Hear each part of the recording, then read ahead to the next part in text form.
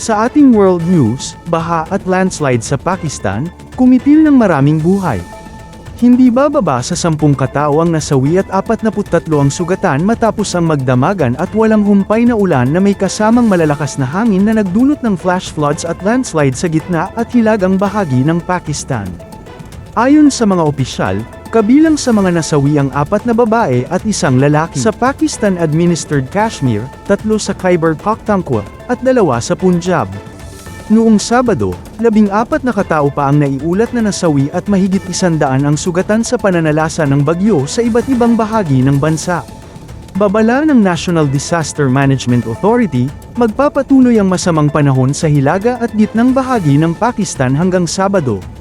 Bukod sa pagbaha, nararanasan din ng bansa ang matinding init, kung saan pumalo sa 46.5 degrees Celsius ang temperatura sa ilang bahagi ng Punjab noong Abril.